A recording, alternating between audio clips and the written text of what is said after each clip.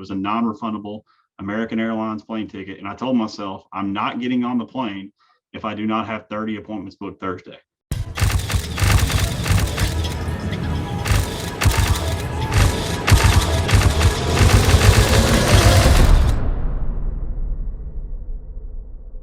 Welcome to the call. This is Josh Lockhart here, Vice President of Family First Life, gloves off with my wife, Michelle Lockhart.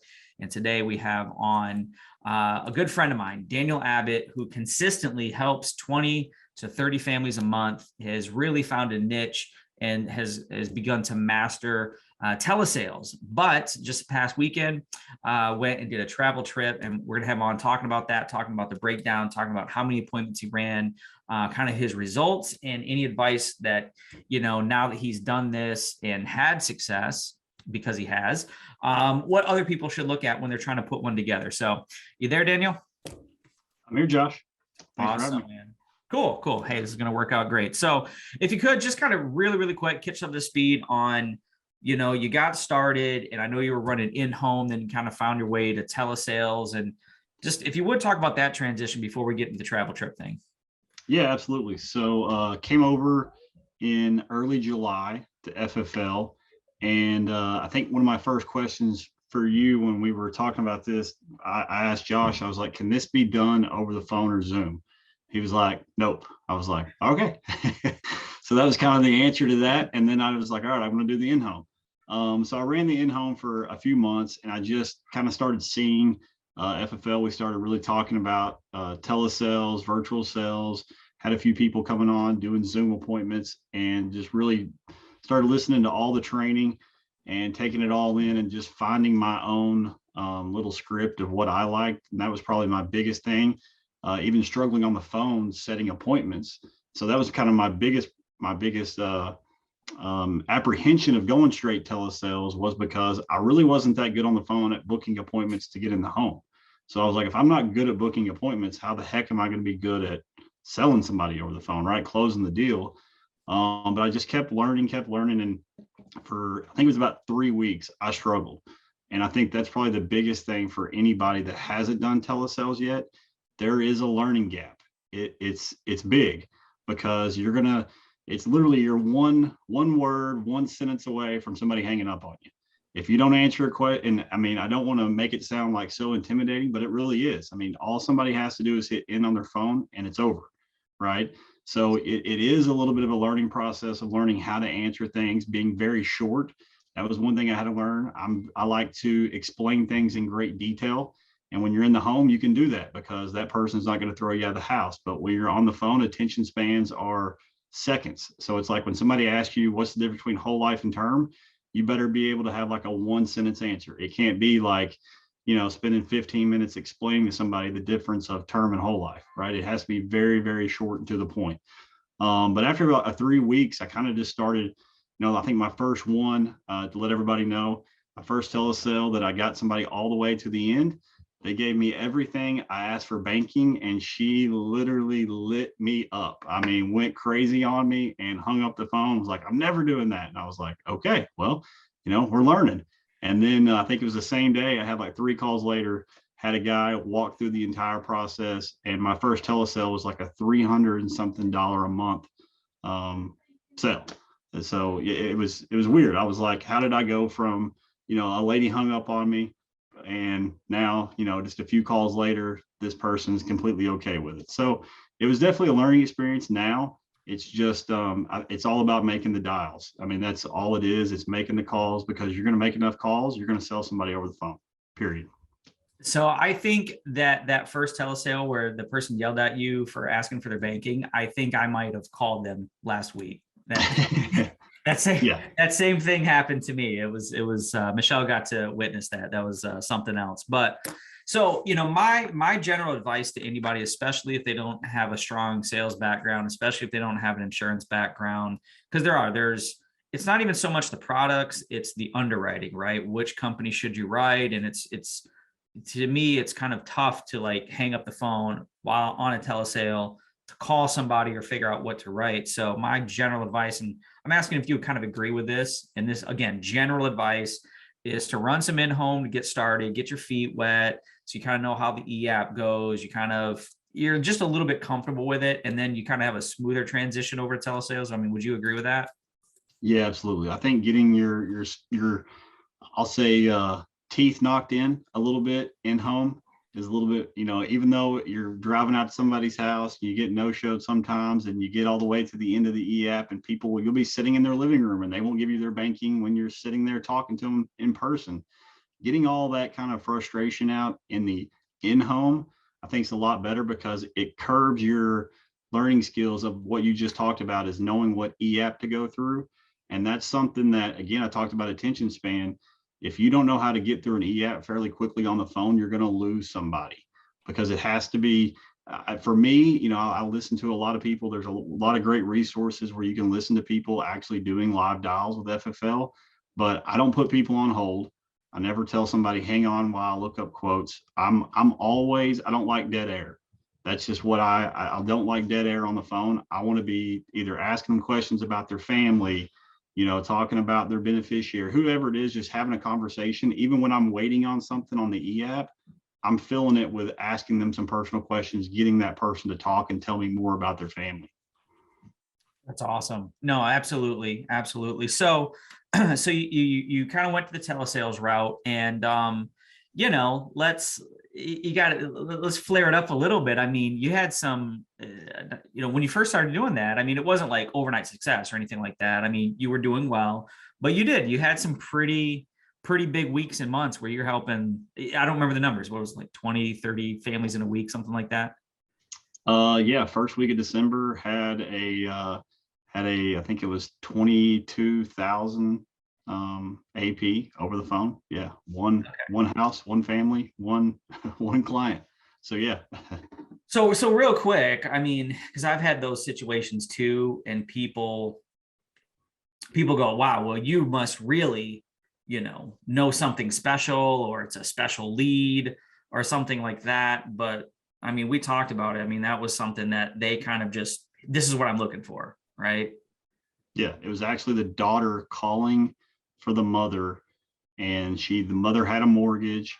They had a situation where somebody in the family had passed away, and he was younger. He was in his 30s, and this is a pretty crazy story, but I know just to really make things relatable to what we're really doing and not about the money. But what happened was gentleman passed away. He was in his 30s right before Christmas, and he actually, I mean, it's almost an unbelievable story to say, but they had to put him in a family friend's restaurant that had run down, had been abandoned, in their freezer, because the morgue in the hospital was charging them a couple $100 a day. Family couldn't afford it. And they took the body and put it in a freezer of a family friend that had a big enough freezer to put the body in, because they couldn't afford to bury this young man, and ended up having to bury him on a family friend, the same guy, on his farm, just basically, spending as little as possible because they just didn't really have enough money. It was an unexpected death. He had no life insurance. So the whole family actually came together and was purchasing these policies for the mother, because she had a big mortgage. She had some stuff she needed to take care of, and she wasn't in great health. And so they were definitely kind of got them, everybody shooken up, the family, talking about death and stuff. So sometimes things like that, just, we all have situations that's had it happen. It hits somebody, hard, and they know what they want. I mean, I was literally trying to figure out how to fit it, because they were telling me exactly, hey, we have to have this much, and we don't care how much it costs. This is how much we got to have. Wow. I mean, that's, not that exact scenario, but like, on the bigger ones, that's definitely the case. You walk in, they know what they want. Like, this is what I want to spend. And you're like, wow, really? Like, yep. And you just, I found if you just run enough appointments, you talk to enough people, like, you just run into those situations. It just happens. So, right. So, okay. So you're doing the telesales, you're having some big months, and things are going well. So why did you, then we can kind of get to the travel trip thing. Why did you want to do a travel trip? Where'd that come from? I really don't know. I've been watching some FFL, training videos, and seeing people talk about travel trips. And I've seen some people on our Facebook, our close Facebook group, talking about doing travel trips and coming home with some really big weekends. Talking about like people running in a weekend what some people do in a whole month, and I was like, that'd be interesting. And I knew it would be a learning curve because I've not been in the field since October. So I have not run an in-home since October. I've not been in anybody's house. So I knew I was taking a huge leap of faith by like, hey, I'm going to fly all the way, to Virginia is where I went to. From Arkansas is where I live. So long, pretty decent travel trip. Didn't know nobody, had no connections, no nothing. It wasn't like I was going there to my warm market, anything like that. It was just where the leads were. And yeah, so it was a big leap of faith, but I really can't tell you why I wanted to do it. I think now I look at it, I enjoy the in-home. I do. I mean, I enjoy telesales, but I enjoy sitting with somebody, talking about helping their family, and meeting people. I enjoy that part. I'm not sure I enjoy everything up to getting to the in-home, but I love helping. I love helping people. So I do enjoy sitting and having that connection with them in their home as well. Well, so just to give anybody who's, I mean, pretty much everybody here is new or newish, because I mean, we haven't even been involved for a year. But just to give everybody some context, like you said in the beginning, I mean, when we got started, there was almost no one doing telesales. I'm not exactly sure why. I think that was maybe industry wide. That wasn't a huge thing. Maybe, there's some telemarketing companies or something like that. But I mean, certainly 99% of people were just doing it in home. That's what we were all doing. No one was doing telesales. And, maybe people thought that it would be harder, which again, there is a learning curve initially. If you're not prepared, your closing ratio is going to be a little bit less. Your no-show rate is going to be a little bit more. So maybe you spend more on leads. So for whatever reason, like that was the thing. And so what people would do is, if you were, on a full-time person, you're running 30 appointments a week, right? So in a month, that's 120 appointments, but then they would go on these travel trips. And I think a lot of people are familiar with like the concept of a 90-day run or a 12-week where you just like pack in all kinds of activity, whether it be health or whatever the case may be, and so you can kind of do that, but just over a weekend. So some people will do 30 appointments a week, but then over the weekend, they'll do 30 or 40 appointments over like 3 or 4 days. And, we hear about, just crazy results. So obviously that's kind of where the idea comes from. But I know, like in March, right? This is a great month to like kind of push to hit a new record, personally, right? A new PR, of course, there's, bonuses and different things that you can shoot for because it's 5 weeks.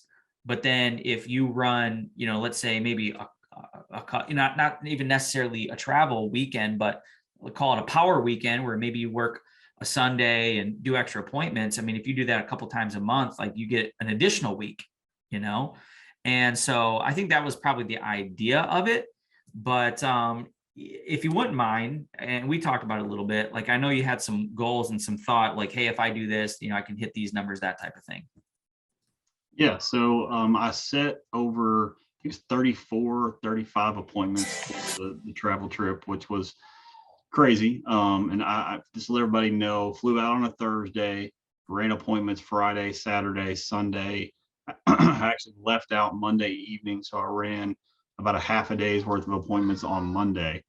But some kind of things that I learned, and I spent Monday afternoon in the airport just kind of writing a pros and cons list down of myself of like, hey, what I learned, what I really like, what did I do wrong?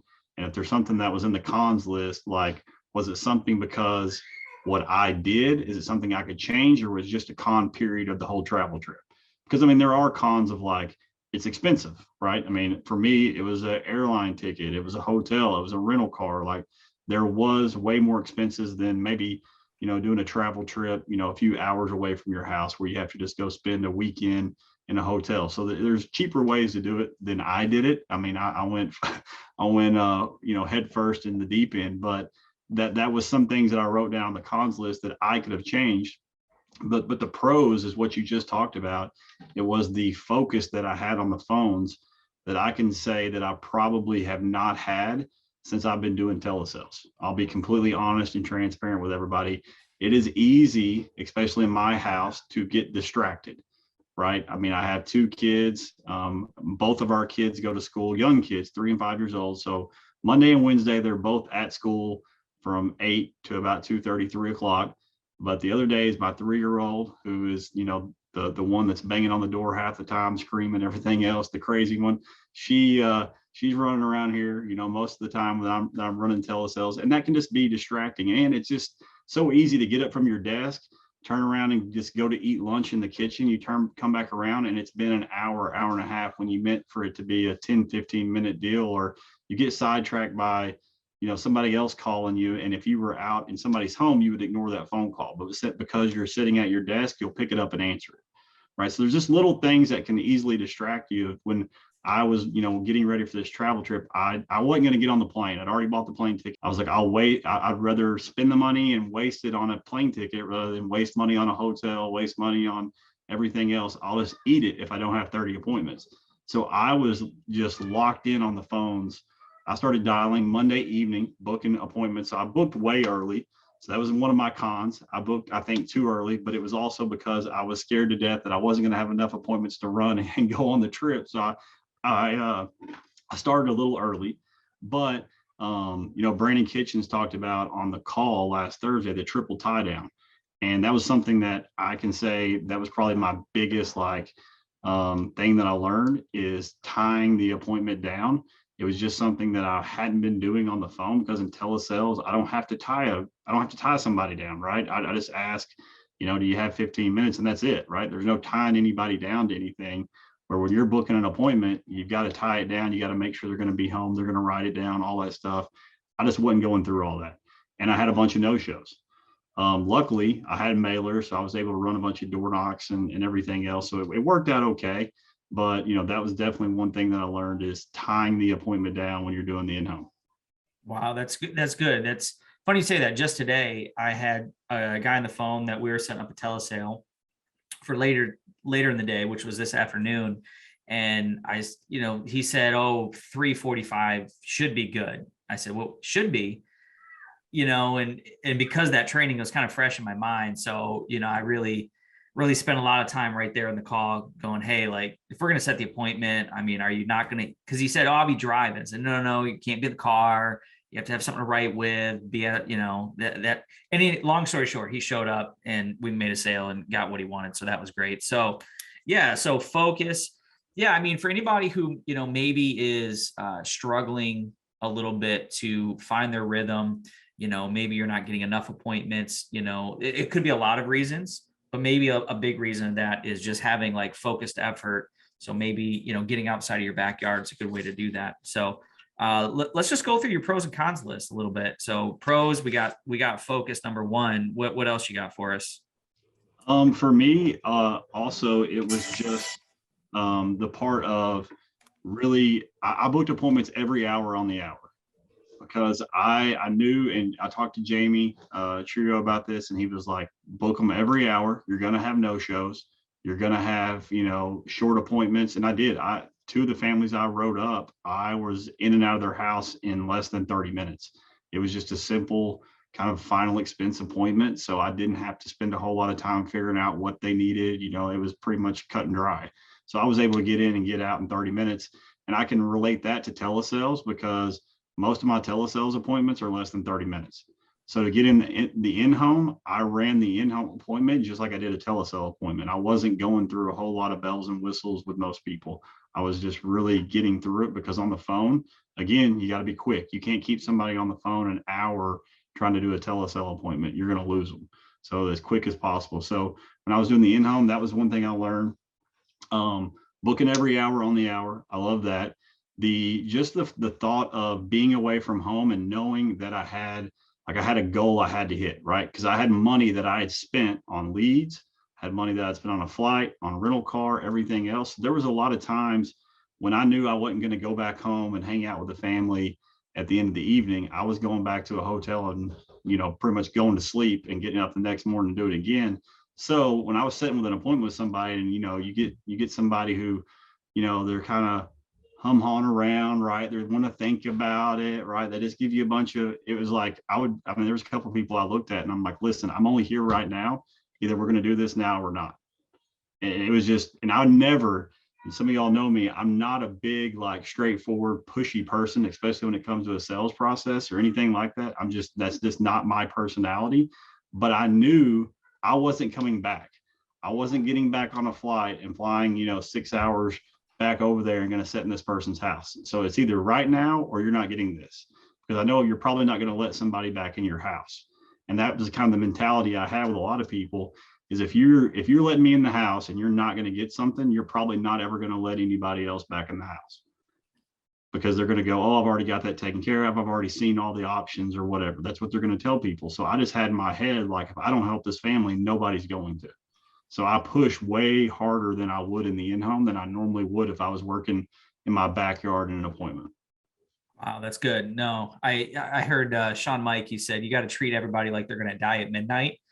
If you leave, and either protect them or don't. And he tells a story that actually happened with one of his customers that he did help. So, no, that's good. That's good. So any other on the con side, right? So you said you kind of booked too early. That kind of messed you up a little bit.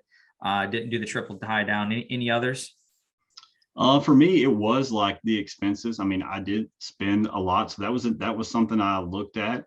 But I think it was last week on Thursday, I bought these leads and had this whole idea, which was fine. But I booked my flight was, I'll tell everybody, be very transparent. I paid $800 for my airline ticket. All right. So I had a hotel bill and I had a rental car. So with my leads, I knew I needed to make $3,000 to break even. And that was in my head what I had to make to break even. Okay. So I just had that word, that was what I had to do. Now, so I did do more than that by the time the trip was over. But now I can tell you, I went home and I've been doing some telesales with the leads, because when I went through my leads, I triple dialed everybody one time and I just kept moving on. I had enough leads that I bought that I wasn't triple dialing them 2 or 3 times in a day. I was getting, I told Josh, I was getting the low hanging fruit. I was getting the ones that were the easy books. Like, it was somebody answering, they'd be like, yep, that was me. Yep, that's my address. Yeah, you can come over tomorrow at 2:00. That was it. I was like, okay, boom, done. Hang up the phone, calling somebody else, booking for somebody for 3:00. So I was not getting the ones that were, wanting to talk about it, or, oh, that wasn't me. I wasn't really going through a whole lot of objections with people. I was just booking the easiest appointments. Today, I protected a family, and that was from the leads that I had bought in Virginia.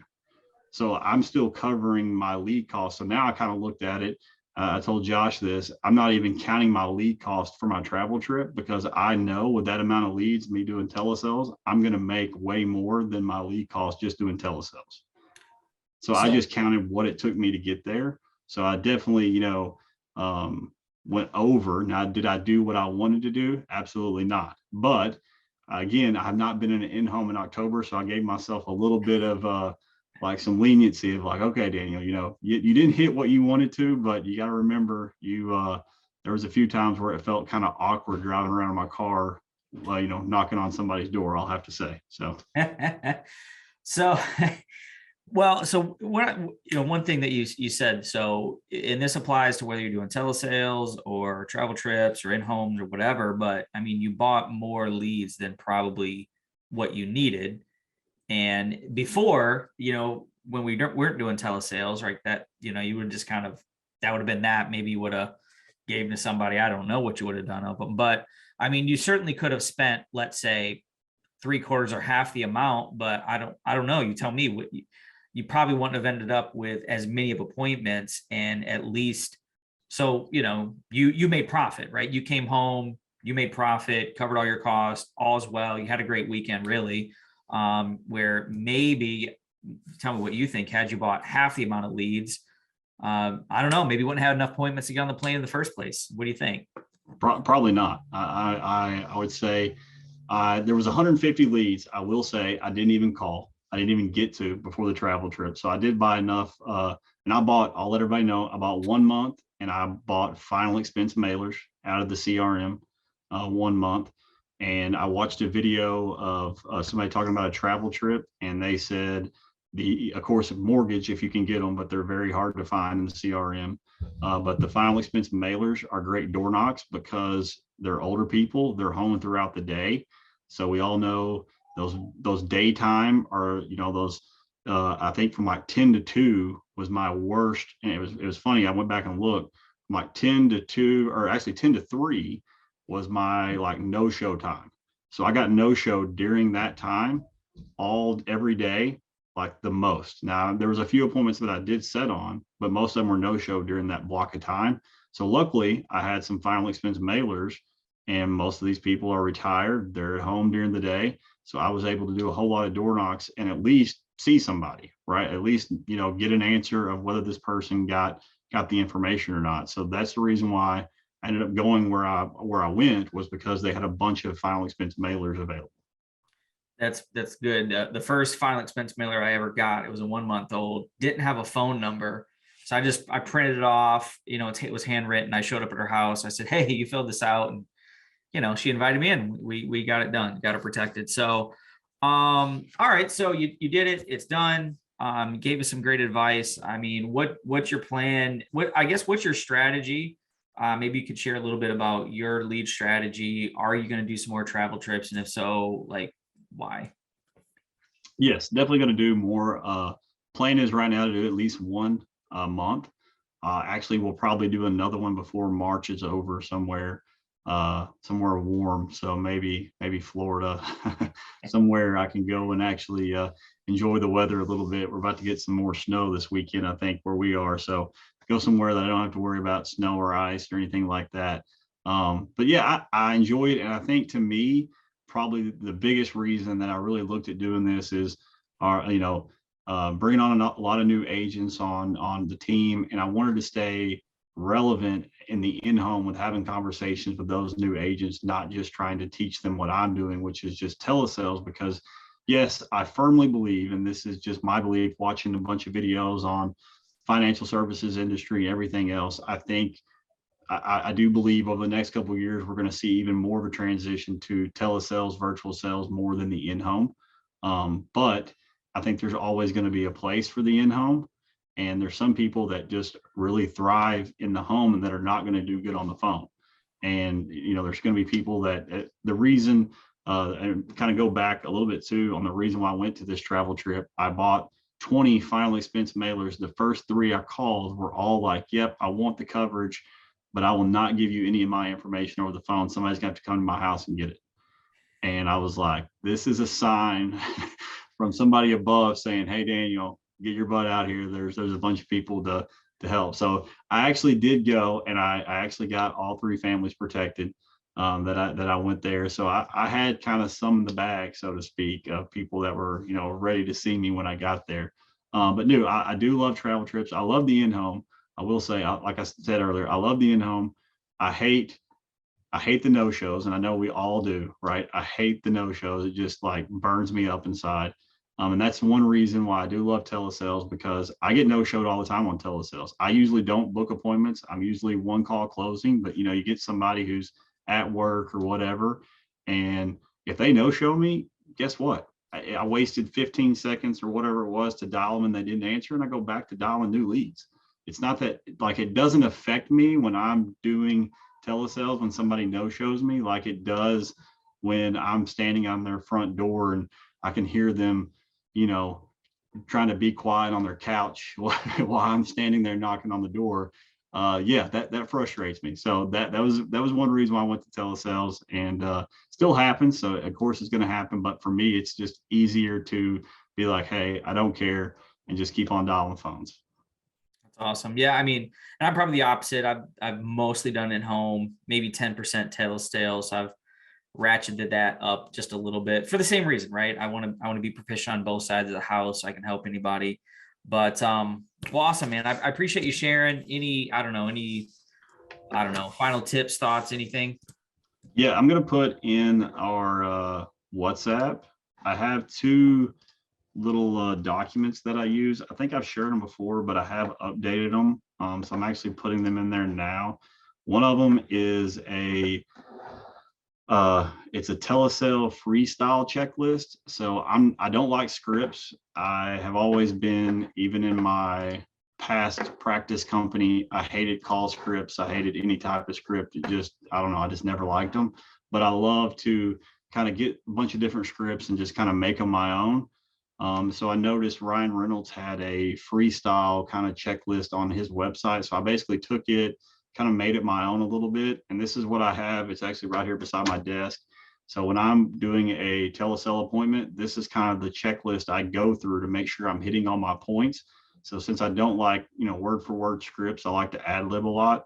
I'm at least able to kind of go here and make sure I'm hitting everything I need to hit in my telesale. And then also these sheets, they're like a financial inventory. I basically took it and just made it a telesale sheet. So when I am sitting and on the phone with somebody and we're going through an appointment, this is what I fill out. And then it has enough information at the top that I can actually put what carrier we went through, everything else. And I can keep this. And this is like my, client profile sheet along with everything. So it's just one sheet. I have a file system here. So this is everything I need on that client. That way, if the client gets declined or wants to call back, for example, last month I had a client call back, wanted more coverage. So we added another policy. So I was just able to get this sheet out and I had everything on them. I didn't have to ask for all their information again.